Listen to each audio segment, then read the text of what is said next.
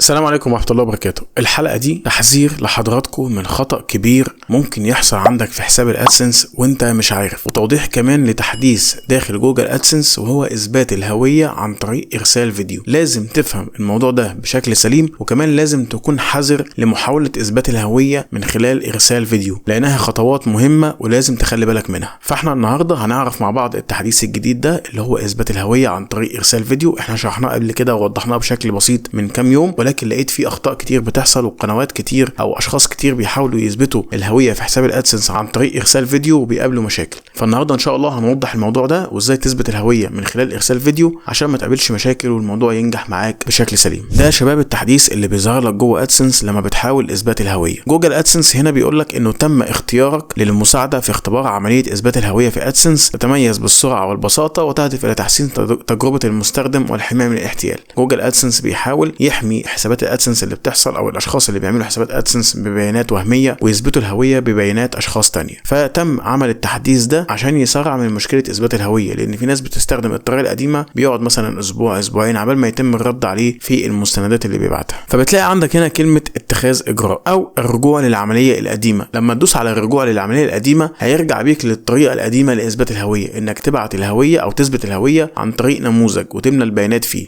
وده احنا كنا شرحناه قبل كده وبرضه هكون سايبهولك في الوصف. فلو انت مش حابب تجرب الطريقه الجديده اللي هي تفعيل حساب الادسنس او اثبات الهويه في ادسنس من خلال فيديو، ممكن ترجع للطريقه القديمه. طيب نفترض ان انت هتستخدم الطريقه الجديده وهي اثبات الهويه عن طريق ارسال فيديو. اللي بيبقى مطلوب منك انك هتدوس على كلمه اتخاذ اجراء.